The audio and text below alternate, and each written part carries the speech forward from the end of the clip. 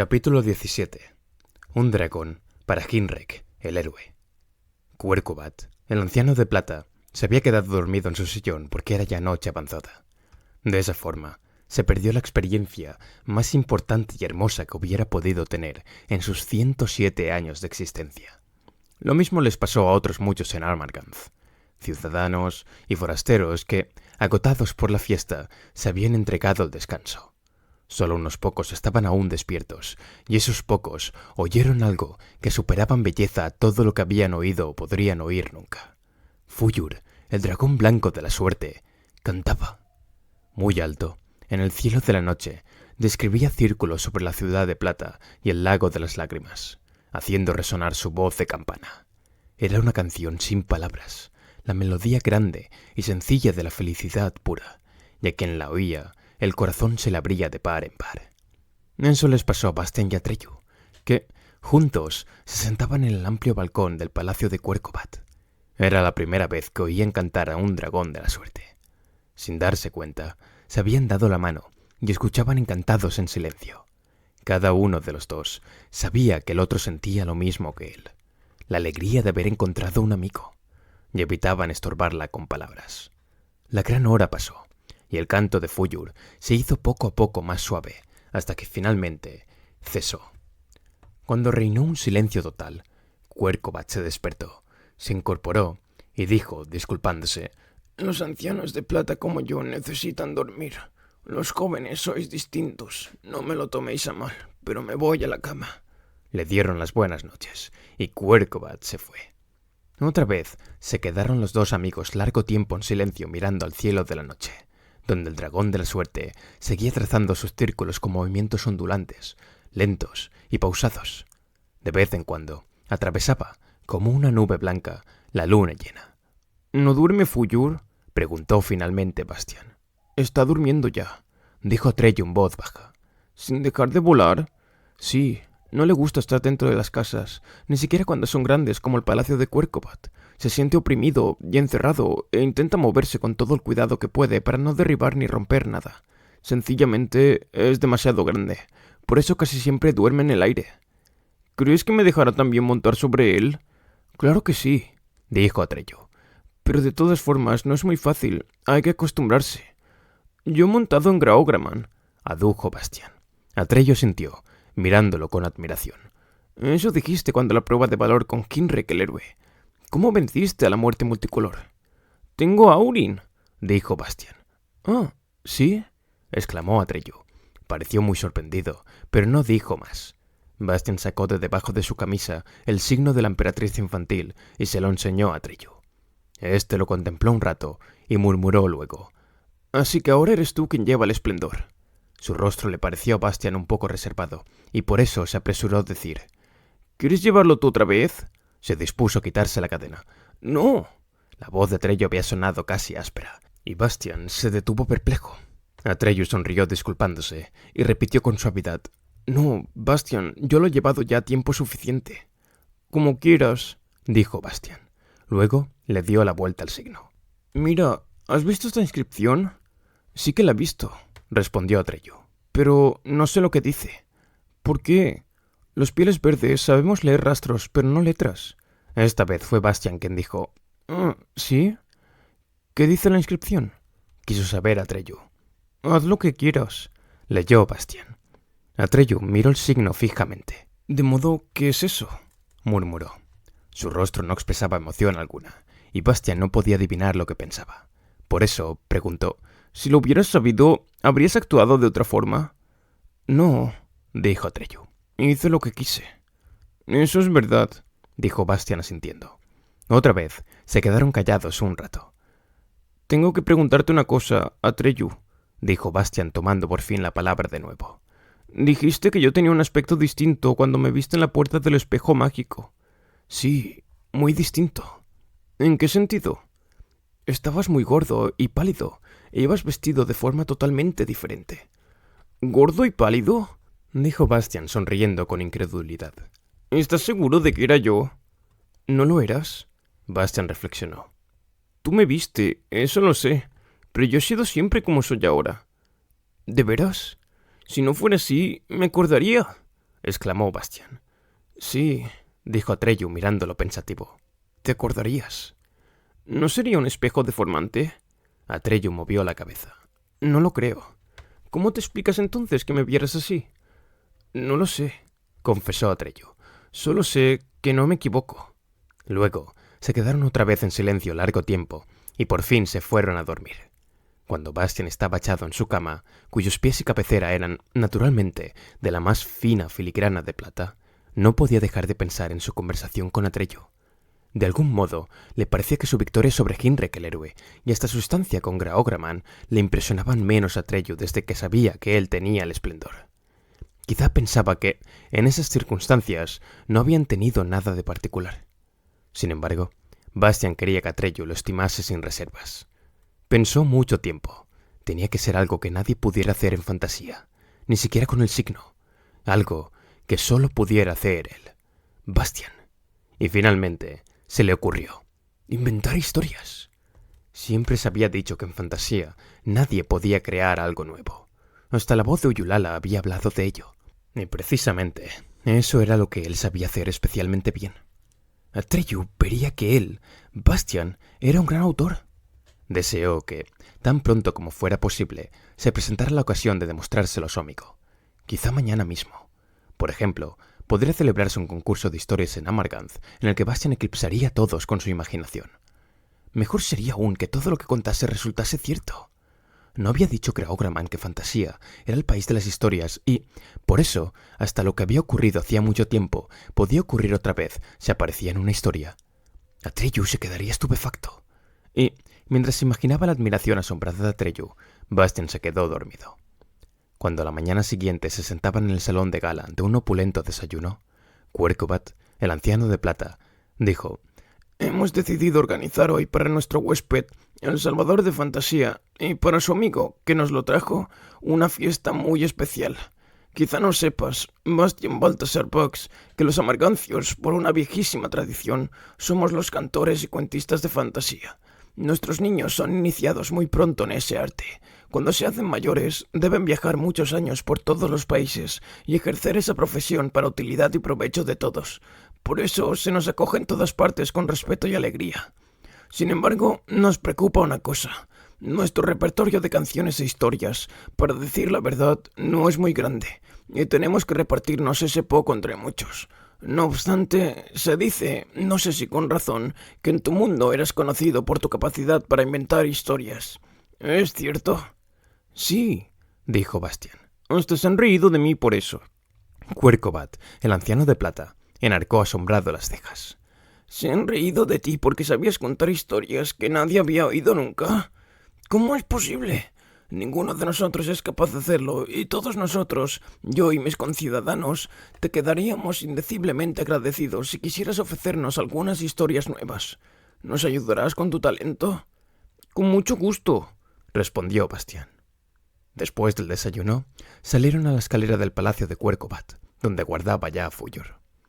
Entretanto, en la plaza se había congregado una gran multitud, pero esta vez había pocos de los forasteros que habían venido a la ciudad para el torneo. En su mayor parte, la multitud se componía de amargancios, hombres, mujeres y niños, todos ellos bien parecidos y de ojos azules y todos con elegante vestimenta de plata. La mayoría tenía instrumentos de cuerda hechos de plata, arpas, liras, guitarras o laúdes, con los que pensaban acompañar su representación, porque todos ellos tenían la esperanza de poder exhibir su arte ante Bastian y Atreyu. Otra vez habían colocado sillones. Bastian tomó asiento en el centro entre Quercovat y Atreyu.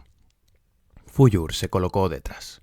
Entonces, Quercovat dio una palmada y dijo en el silencio que se hizo: El gran autor va a complacer nuestros deseos. Nos va a contar historias nuevas. Por lo tanto, amigos, haced cuanto podáis para animarlo. Todos los amargancios de la plaza se inclinaron profundamente en silencio. Luego se adelantó el primero y comenzó a recitar. Después de él vinieron otros y otros. Todos tenían voces hermosas y sonoras y lo hacían muy bien. Las historias, poesías y canciones que presentaron eran emocionantes, alegres o también tristes, pero exigirían aquí demasiado espacio. Deben ser contadas en otra ocasión. En total fueron unas 100 diferentes. Después comenzaron a repetirse. Los amargancios que intervenían no podían ofrecer más que lo que sus predecesores habían hecho ya oír. Sin embargo, Bastian estaba cada vez más excitado porque aguardaba el momento en que le tocaría a él. Su deseo de la noche anterior se había cumplido al pie de la letra. Apenas podía soportar su propia impaciencia porque también todos sus demás deseos se cumplieran. Miró a Trello de soslayo, pero éste se sentaba con expresión impasible y escuchaba. No podía apreciarse en él ninguna emoción. Finalmente, Cuercovat, el anciano de plata, pidió a sus conciudadanos que se interrumpieran. Se volvió suspirando hacia Bastian y habló. Como ya te dije, Bastian Baltasar Bugs, nuestro repertorio, por desgracia, es muy pequeño. No es culpa nuestra que no tenga más historias. Ya ves que hacemos lo que podemos. ¿Nos ofrecerás alguna de las tuyas? Os regalaré todas las historias que he inventado, dijo Bastian generosamente, porque puedo inventarme las que quiera. Muchas de ellas se las conté a una niña llamada Krista, pero la mayoría solo me las he contado a mí mismo. Por lo tanto, nadie las conoce aún. Sin embargo, harían falta semanas y meses para contarlas todas, y no puedo quedarme tanto tiempo con vosotros. Por eso os voy a contar una historia en la que están contenidas todas las demás. Se llama La historia de la biblioteca de Amarganth, y es muy corta. Reflexionó un poco y comenzó al azar. En tiempos muy remotos, vivía en Amarganth una anciana de plata llamada Quana, que reinaba en la ciudad. En aquellos tiempos antiquísimos no existía Murgu, el lago de las lágrimas, ni estaba hecha Amarganth de la plata especial que resiste sus aguas. Todavía era una ciudad completamente corriente, con casas de piedra y madera, y estaba en un valle, entre colinas de bosques. Quana tenía un hijo llamado Quinn, que era un gran cazador. Un día, Quinn vio en los bosques un unicornio que tenía una piedra luminosa en la punta de su cuerno. Mató al animal y se llevó la piedra a casa. Sin embargo, con ello atrajo una gran desgracia sobre la ciudad de Amarganth. Sus habitantes tuvieron cada vez menos hijos. Si no encontraban la salvación, estaban condenados a extinguirse. Pero no era posible volver a la vida al unicornio y nadie sabía qué hacer. Quana, la anciana de plata, envió mensajeros al oráculo del sur, que entonces existía todavía, a fin de que Uyulala le dijera lo que se debía hacer. No obstante, el oráculo del sur estaba muy lejos. El mensajero había sido un joven al salir, y cuando volvió era muy anciano. Quana, la anciana de plata, había muerto hacía mucho tiempo, y, entretanto, le había sucedido su hijo Quinn. También él, naturalmente, era viejísimo, lo mismo que todos los demás amargancios. Solo había una pareja de niños, un chico y una chica. Él se llamaba Quill, y ella Mukwa. El mensajero hizo saber lo que le había manifestado la voz de Uyulala. Amarganth solo podría subsistir si se convertía en la ciudad más hermosa de toda fantasía. Únicamente de esa forma quedaría reparado el crimen de Quinn. No obstante, los amargancios solo podrían lograrlo con ayuda de los Ayayay, que son los seres más feos de fantasía. Se les llama también los que siempre lloran, porque, por el pesar que les causa su propia fealdad, derraman lágrimas continuamente. Sin embargo, precisamente con esos torrentes de lágrimas, lavan esa plata especial de las profundidades de la tierra y hacen con ella la más maravillosa de las filigranas. Entonces, todos los amargancios fueron a buscar a los Ayayay, pero no pudieron encontrar a ninguno porque viven en las profundidades de la tierra. Finalmente, solo quedaron a Quill y Mukwa. Todos los demás habían muerto y, entretanto, los dos habían crecido. Y los dos juntos lograron encontrar a los Ayayay y convencerlos para que hicieran de Amarganth la ciudad más hermosa de toda fantasía. Así, construyeron los Ayayay la primera embarcación de plata y, sobre ella, un pequeño palacio de filigrana, y pusieron la embarcación en la plaza del mercado de la despoblada ciudad. Luego, orientaron bajo tierra sus torrentes de lágrimas de forma que, como fuentes, afloraran en el valle que había entre las colinas pobladas de bosques. El valle se llenó de aguas amargas y se convirtió en Murgu, el lago de las lágrimas, en el que flotaba el primer palacio de plata. Y allí vivieron a Quill y Mukwa. Los Ayayay habían puesto una condición a la joven pareja, que ésta y todos sus descendientes se dedicasen a cantar canciones y contar cuentos, y mientras lo hicieran, los Ayayay los ayudarían, porque de esa forma participarían también, y su fealdad contribuiría a hacer algo bello. Por eso, Quill y Mukwa fundaron una biblioteca, la famosa biblioteca de Amarganth. en la que reunieron todas mis historias. Comenzaron por esta que acabáis de oír, pero poco a poco fueron añadiendo todas las que he contado alguna vez, y finalmente fueron tantas que ni aquellos dos ni sus numerosos descendientes que hoy pueblan la ciudad podrían agotarlas nunca. El que Amarganth, la más hermosa ciudad de fantasía, siga existiendo hoy se debe a que los Ayayay y los Amargancios han cumplido su mutua promesa. Aunque ninguno de los dos sabe ya nada de los otros. Solo el nombre de Murgu, el lago de las lágrimas, recuerda todavía lo que ocurrió en tiempos remotos. Cuando Bastian hubo terminado, Quercovat, el anciano de plata, se levantó de su sillón. En su rostro se dibujaba una sonrisa transfigurada. Bastian Baltasar Bucks, dijo. Nos has dado algo más que una historia, y algo más que todas las historias. Ahora sabemos cuál es el origen de Murgu, y de nuestros barcos y palacios de plata que flotan en el lago. Ahora sabemos por qué, desde los tiempos antiguos, somos un pueblo de cantores de canciones y narradores de historia.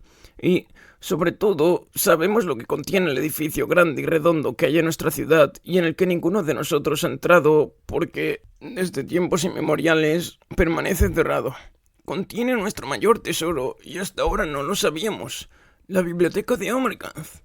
El propio Bastian estaba impresionado por el hecho de que lo que acababa de contar se hubiera hecho realidad. O lo hubiera sido siempre. Graograman probablemente habría dicho. Las dos cosas. De todas formas, quiso convencerse por sus propios ojos. ¿Dónde está ese edificio?, preguntó. Te lo enseñaré, dijo Quercovat. Y, volviéndose a la multitud, gritó. Venid todos, quizá presenciemos hoy otras maravillas aún. Una larga comitiva, a cuya cabeza iba el anciano de plata con Atreyu y Bastian, se puso en movimiento por las pasarelas que unían los barcos de plata y, finalmente, se detuvo ante un gran edificio que se alzaba sobre un barco redondo y tenía la forma de una enorme caja de plata. Sus paredes exteriores eran lisas y sin adornos, y tampoco tenía ventanas. Solo había una gran puerta, pero estaba cerrada. En el centro de la hoja de la puerta, lisa y de plata, había una piedra en un engarce circular que parecía un pedazo de cristal. Encima estaba la siguiente inscripción. Arrancado el cuerno del unicornio me ha apagado. Mantengo el portón cerrado hasta que mi luz despierte quien por mi nombre me llame. 100 años lo alumbraré, guiándolo en las tinieblas profundas del Minruot de Yor. Mas si dijera mi nombre otra vez, desde el final al principio, despediría en un solo instante la luz de 100 años. Ninguno de nosotros, dijo Quercovat, ha podido interpretar esa inscripción. Ninguno de nosotros sabe lo que significan las palabras el Minruot de Yor. Ninguno ha descubierto hasta ahora el nombre de la piedra, aunque todos lo hemos intentado una y otra vez. Pero todos nosotros podemos utilizar únicamente nombres que ya existen en fantasía, y como son los nombres de otras cosas, nadie ha podido hacer lucir la piedra, abriendo así la puerta. ¿Podrías encontrar tú ese nombre, Bastian Baltasar Bucks? Se hizo un silencio profundo y expectante. Todos, amargancios y no amargancios, contuvieron el aliento. Al-Zahir, gritó Bastian. En el mismo instante, la piedra se encendió de pronto, saltando directamente de su engarce a la mano de Bastian. La puerta se abrió. Un ¡ah! De asombro salió de 1000 gargantas. Bastian, con la piedra luminosa en la mano, atravesó la puerta, seguido de Atreyu y de Quercovat. Tras ellos, se abrió paso la multitud. La gran sala redonda estaba oscura, y Bastian levantó en alto la piedra. Su luz era, desde luego, más clara que la de una vela, pero no bastaba para iluminar la estancia. Solo se veía que, a lo largo de las paredes y hasta una altura de muchas plantas, había libros y más libros. Se trajeron lámparas, y pronto estuvo iluminada la estancia entera. Entonces, se vio que las estanterías de alrededor estaban divididas en diversos departamentos con rótulos indicadores. Historias divertidas, por ejemplo, o historias emocionantes, o historias serias, o historias cortas, y así sucesivamente. En el centro de la redonda sala había en el suelo una gran inscripción que no podía pasar inadvertida. Biblioteca de las obras completas de Bastian Baltasar Bucks. Atreyu lo miraba todo con los ojos muy abiertos. Estaba tan dominado por el asombro y la admiración que podían leerse sus emociones de una forma más que clara, y Bastian se alegró de ello. ¿Todo esto?, preguntó Atreyu señalando con el dedo a su alrededor. ¿Todo esto son historias que tú has inventado? Sí, dijo Bastian metiéndose a Al-Zahir en el bolsillo. Atreyu lo miró desconcertado. Eso, reconoció. No lo puedo entender. Los amargancios, como es natural, se habían lanzado hacía tiempo ansiosamente sobre los libros, los hojeaban, se los leían unos a otros, y muchos se sentaban simplemente en el suelo y empezaban a aprenderse ya algunos pasajes de memoria. La noticia del gran acontecimiento, desde luego, se había extendido por toda la ciudad de Plata como un reguero de pólvora, tanto entre los nativos como entre los forasteros. Bastian y Atreyu salían precisamente de la biblioteca al aire libre cuando vieron a su encuentro los caballeros Hicrion, Hisbald y Hidron. «Mi señor Bastian», dijo el pelirrojo Hisbald, que, evidentemente, no era solo el más ágil con la espada, sino también con la lengua. «Hemos sabido de las incomparables facultades que habéis mostrado en este día.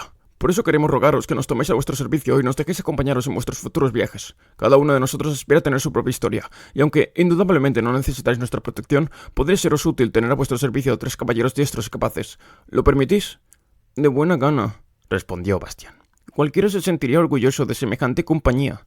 Entonces los 3 caballeros quisieron, sin falta, y allí mismo, prestar juramento de fidelidad sobre la espada de Bastian.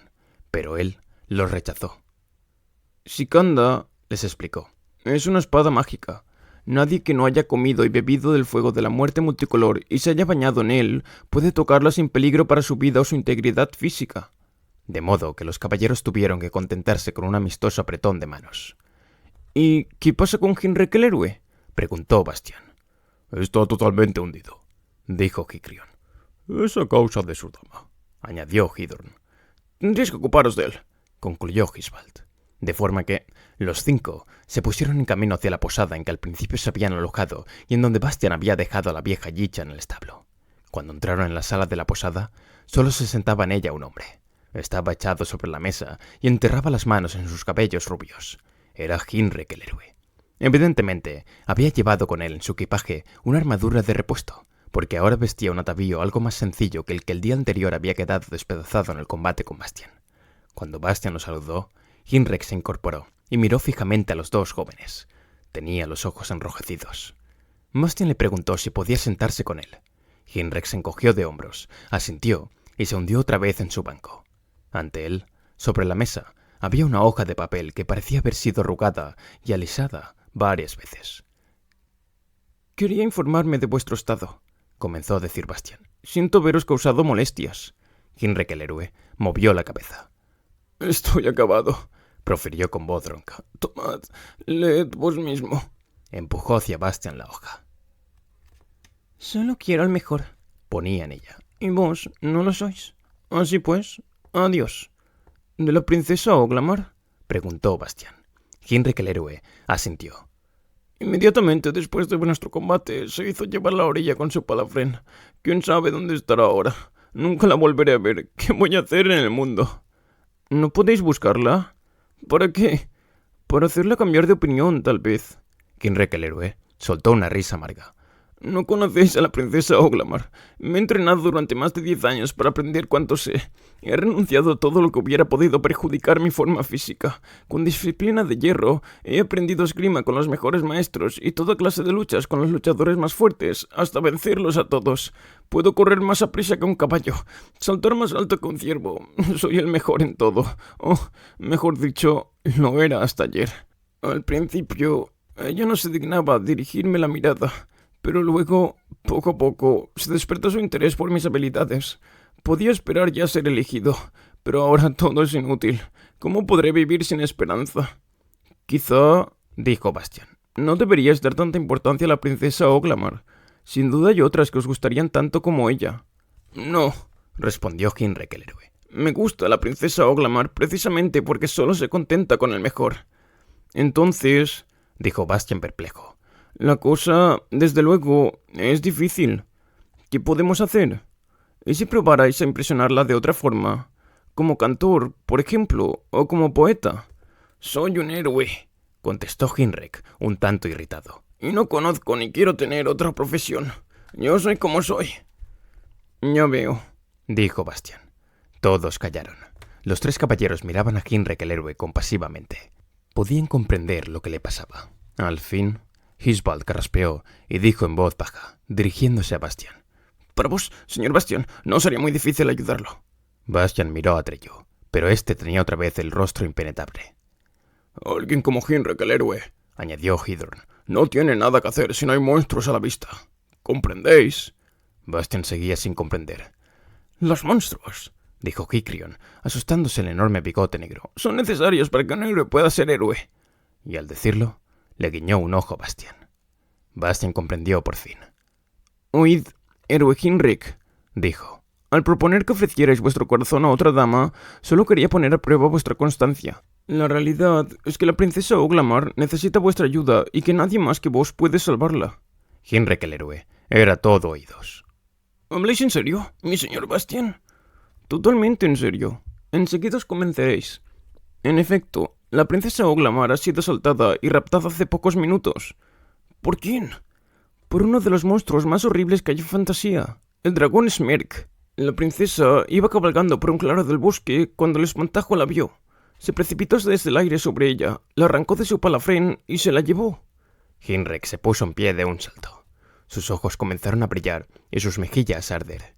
Batió palmas de alegría. Sin embargo, el resplandor de sus ojos se apagó luego y volvió a sentarse.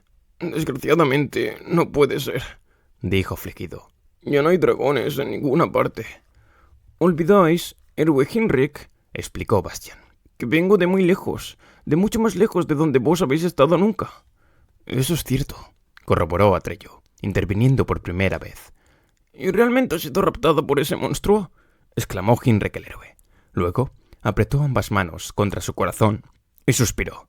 Oh, mi adorada Oglamar, cuánto debéis sufrir. Pero no temáis, vuestro caballero se acerca. Está ya en camino. Decidme, ¿qué debo hacer? ¿A dónde debo dirigirme? ¿De qué se trata? Muy lejos de aquí, comenzó Bastian, hay un país llamado Morgul, o el país del fuego frío, porque en él las llamas son más frías que el hielo. Como podéis encontrar ese país, no os lo puedo decir. Debéis hallarlo vos mismo. En el centro del país hay un bosque petrificado llamado Wotkbai, y a su vez, en el centro del bosque petrificado se encuentra Ragar, el castillo de plomo. Está rodeado de 3 fosos. Por el primero corre un veneno verde, por el segundo ácido nítrico humeante, y en el tercero pululan escorpiones tan grandes como vuestros pies.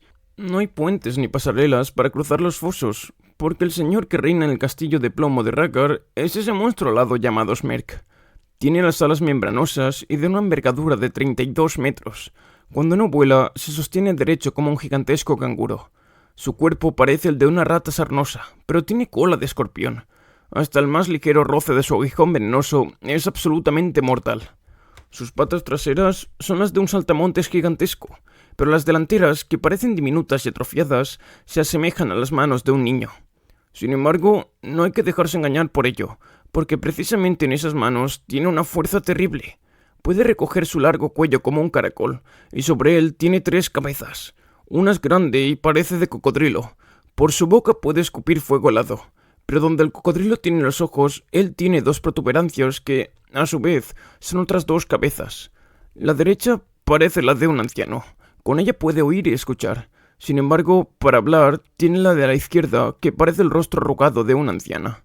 Durante esa descripción, Hinrik el héroe se había puesto un poco pálido.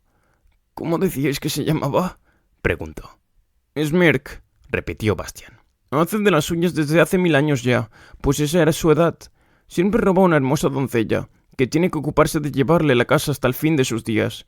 Cuando la doncella muere, el dragón roba a otra. ¿Cómo es que no he oído hablar nunca de él? Smerk puede volar increíblemente lejos y a prisa. Hasta ahora ha elegido siempre otros países de fantasía para sus correrías, y además solo aparece cada medio siglo. ¿Y nadie ha liberado hasta ahora a una cautiva? No, por eso haría falta un héroe excepcional. Al oír esas palabras, las mejillas de Hinrik el héroe enrojecieron de nuevo. ¿Tiene Smerk algún punto vulnerable?, preguntó con interés profesional. Ah, respondió Bastian. Se me había olvidado casi lo más importante. En el sótano más profundo del castillo de Ragar hay un hacha de plomo. Podéis imaginaros muy bien que Smerk vigila esa hacha como a las niñas de sus ojos si os digo que es la única arma con la que se le puede matar. Hay que cortarle con ella las 2 cabezas pequeñas. ¿Cómo sabéis todo eso?, preguntó Hinrik el héroe. Bastian no tuvo necesidad de responder, porque en aquel momento sonaron gritos de espanto en la calle. ¡Un dragón! ¡Un monstruo! ¡Ahí! ¡En el cielo! ¡Qué horror! ¡Se aproxima la ciudad! ¡Sálvese quien pueda! ¡No! ¡No! ¡Ya tiene una víctima! Hinrek el héroe se precipitó a la calle, y los demás lo siguieron. Los últimos fueron Atreyu y Bastian. En el cielo aleteaba algo que parecía un gigantesco murciélago. Cuando se acercó, fue como si, por un momento, una sombra fría hubiera cubierto la ciudad de plata. Era Smerk, y tenía exactamente el aspecto que Bastian acababa de inventarse. Con sus dos manitas atrofiadas, pero terribles, sostenía una damisela que, con todas sus fuerzas, gritaba y pataleaba. «¡Hinrek!», se oyó en la lejanía. «¡Socorro! ¡Hinrek! ¡Sálvame! ¡Mi héroe!». Y un momento después, había desaparecido. Hinrek había sacado ya su corcel negro del establo, y estaba sobre una de las balsas de plata que llevaban a tierra firme. ¡Más a prisa!, se lo oyó gritar al barquero. «Os daré lo que queráis, pero apresuraos». Bastian lo siguió con la mirada, y murmuró. «Espero no habérselo puesto demasiado difícil». Atreyu lo miró de soslayo. Luego dijo en voz baja. «Quizá fuera mejor que nos marchásemos también». «¿A dónde?» «Por mí llegaste a Fantasía», dijo Atreyu. «Creo que debería ayudarte también a encontrar el camino de vuelta. Sin duda, alguna vez querrás volver a tu mundo, ¿no?» dijo Bastian. «En eso no he pensado todavía, pero tienes razón, Atreyu. Naturalmente, tienes toda la razón. Has salvado a Fantasía», siguió diciendo Atreyu. «y me parece que a cambio has recibido mucho. Podría imaginarme que quisieras regresar ahora para devolverle la salud a tu mundo. ¿O es que hay algo que te retenga?» Y Bastian, que había olvidado que no siempre había sido fuerte, bien parecido, valiente y poderoso, respondió. No se me ocurre nada». Atreyu miró otra vez pensativo a su amigo y añadió. «Quizás sea un viaje largo y difícil. ¿Quién sabe?» «Sí, quién sabe», convino Bastian. «Si quieres, vámonos enseguida». Entonces se produjo una disputa breve y amistosa entre los tres caballeros, que no podían ponerse de acuerdo sobre cuál de los tres debía dejar su caballo a Bastian. Pero Bastian puso fin a la discusión, rogándoles que le regalasen a Yicha, la mula. Desde luego, ellos opinaron que una Cémilasi estaba por debajo de la dignidad de su señor Bastian. Pero, como él insistió, finalmente cedieron. Mientras los tres caballeros lo preparaban todo para la partida, Bastian y Atreyu volvieron al palacio de Cuercovat para dar las gracias al anciano de plata por su hospitalidad y despedirse de él. Fuyur, el dragón de la suerte, aguardaba a Atreyu ante el palacio. Se puso muy contento cuando supo que iban a marcharse. Las ciudades no le caían bien, aunque fueran tan hermosas como Amarkanth. Cuercovat, el anciano de plata, estaba sumido en la lectura de un libro que había sacado de la biblioteca de Bastian Balthasar Box. «Me hubiera gustado teneros más tiempo como huéspedes», dijo un tanto distraído. «No todos los días puede uno albergar a un autor tan importante, pero ahora tenemos tus obras para consolarnos». Se despidieron y salieron afuera. Cuando Atreyu se sentó en las espaldas del dragón, le preguntó a Bastian. «¿No querías cabalgar también sobre Fuyur?» «Pronto», respondió Bastian. «Ahora me espera Yicha, y se lo he prometido». «Entonces, os aguardamos en tierra», gritó Atreyu. El dragón de la suerte se elevó por los aires y, en un momento, se perdió de vista. Cuando Bastian volvió al albergue, los tres caballeros lo esperaban ya con los caballos y la mula, en una de las balsas, dispuestos para el viaje. Le habían quitado a Yicha las albardas, sustituyéndolas por una silla de montar ricamente adornada. La razón, sin embargo, no la supo ella hasta que Bastian se acercó y le susurró al oído.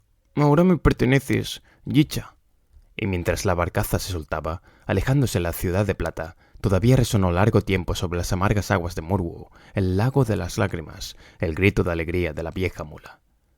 Por lo demás, en lo que se refiere a Hinrek el héroe, consiguió realmente llegar a Morgul, el país del fuego frío. Penetró también en el bosque petrificado de Wot Gabay y superó los 3 fosos que rodeaban el castillo de Rakar. Encontró el hacha de plomo y venció a Smerk, el dragón. Luego devolvió a Oglamar a su padre, aunque ella estaba ya dispuesta a casarse con él. Pero entonces fue él quien no quiso. Sin embargo, esa es otra historia y debe ser contada en otra ocasión.